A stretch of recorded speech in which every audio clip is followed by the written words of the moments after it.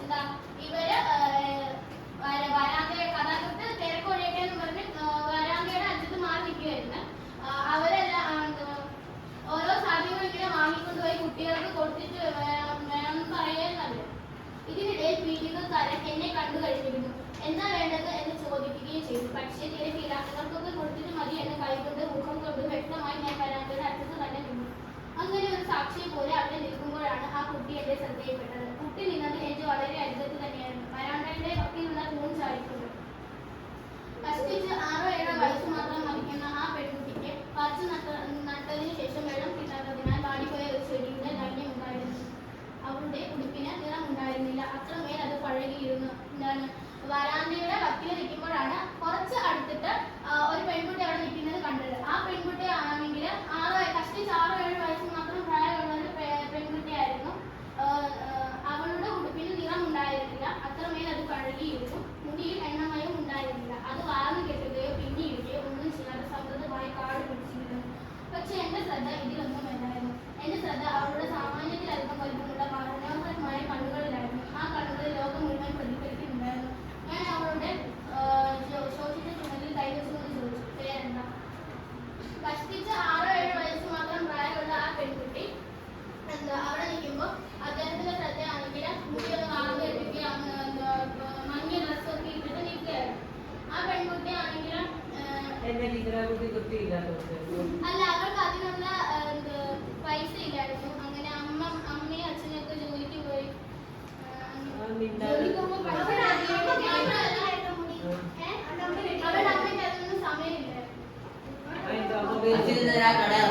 തീപ്പെട്ടി കമ്പനിയിൽ പോയിരുന്നു.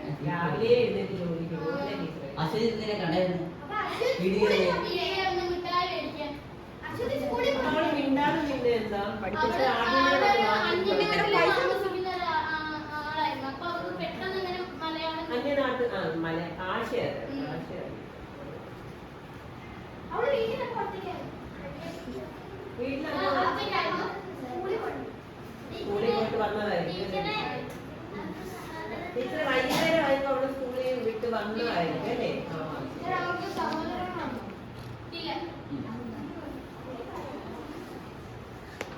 അവളുടെ പക്ഷേ ഈ വസ്ത്രധാരണയിലൊന്നുമല്ല കഥാകൃത്തിന്റെ ശ്രദ്ധ പോയത്. അവളുടെ വലിയ കണ്ണുകളിലാണ്. അത് ലോകമേറെ പ്രതിഫലിക്കുന്ന പോലെ കഥാകൃത്തിന് തോന്നി. പിന്നീട് പേര് ഞാൻ ചോദിച്ചപ്പം അപരിചിതനായിട്ട് അവൾക്ക് പേര് പറയാൻ മടിച്ചു. രണ്ടാമത് ചോദിച്ചപ്പോൾ അവൾ മനസ്സിലാ മനസ്സോടുകൂടി പേര് അശ്വതി എന്ന് പറഞ്ഞു. പിന്നെ തിരക്കൊക്കെ കഴിഞ്ഞപ്പം പീഡികക്കാരൻ ചോദിച്ചു എന്താ വേണ്ടതെന്ന്. അപ്പോ കഥാകൃത്ത് പറഞ്ഞു, ഞാൻ എന്നേക്കാൾ മുമ്പ് ഇവള് വന്നതാ, ഇവളെ കിട്ടിട്ട് മതി. അപ്പൊ പീഡികക്കാരനാണെങ്കിൽ അവളോട് എന്താ വേണ്ടേന്ന് ചോദിച്ചു. അപ്പം അവളൊരു ഭരണിയുടെ മേലെ കൈ വെച്ചിട്ട് ഇങ്ങനെ കൊട്ടി കാണിച്ചു. അപ്പം അതിന് 50 പൈസയാണ് പറഞ്ഞത്. അവളുടെ കയ്യിലിരുന്ന പൈസ വന്നു കഴിഞ്ഞപ്പോൾ താ പിടിച്ച് 25 പൈസയായിരുന്നു. ഇതിന് 50 പൈസയാണെന്ന് പറഞ്ഞ് അയാൾ അത് തുറക്കാൻ വളരെ പഴകിയ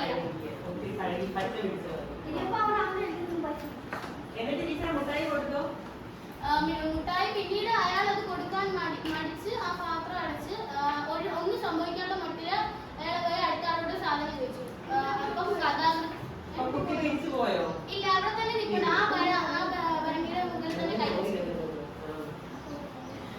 അന്നേരം ആണെങ്കിൽ കഥാകൃത്ത് അത് കണ്ടു. കഥാകൃത്ത് പീഡികക്കാരനോട് ചോദിച്ചു. അപ്പൊ പറഞ്ഞു 50 പൈസയെ താന്നു മുട്ടായി ഇല്ലെന്ന് പറഞ്ഞു.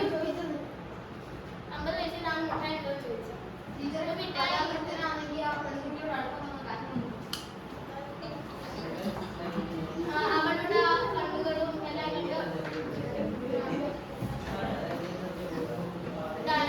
അവളെ കണ്ടപ്പോൾ തോന്നുന്നത് നീ മനുഷ്യത്വം. മറ്റുള്ളവരോട് സംസാരിക്കാനുള്ള മടി. പിന്നെ മുട്ടായി കിട്ടിയോ? അവള് പിന്നെ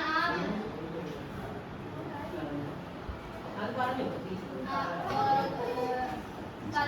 കഥാകൃത്ത് കഥാകൃത്ത് അവിടെ ഇരുന്നൊരു ഭരണിയില് ഒരു നല്ല വർണ്ണക്കടലാസിൽ പൊതിഞ്ഞൊരു പിടിയുള്ളൊരു മുട്ടായി എടുത്തു. അപ്പൊ പീഡികക്കാരൻ പറഞ്ഞു ഇതിന് 1.5 രൂപയെ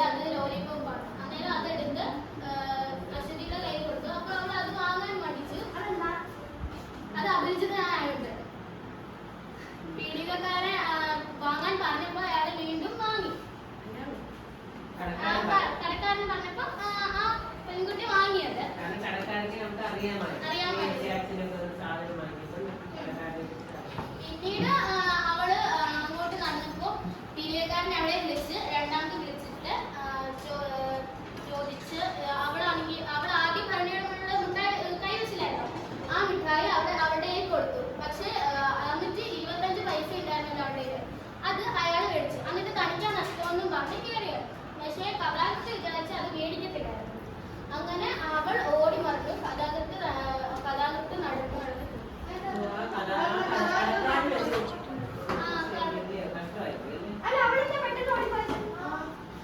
അവൾക്ക് നേരെ സന്ധ്യയായി. അപ്പൊ അവൾക്ക് വീട്ടിലേക്ക് പോകുന്നു. കൊച്ചു കുട്ടിയായിരുന്നു. അപ്പൊ അവള് പെട്ടെന്ന് അയാൾക്ക് ഈ കുട്ടിയെ കുറച്ചുകൂടെ ചിന്തയും അതേപോലെ തന്നെ നടന്ന് സാധനങ്ങളുടെ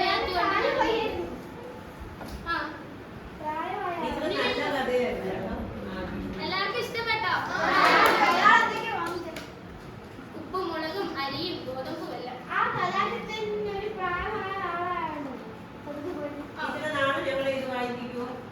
വായിപ്പിക്കും. എല്ലാരും കഥ വായിച്ചോണ്ട് തന്നെ. അത് ശരിയാണല്ലോ. ഞാൻ എഴുതിയതാ, എടുക്കാൻ മറന്നുപോയി. പിച്ചു കൊടുക്കണം ടീച്ചർ.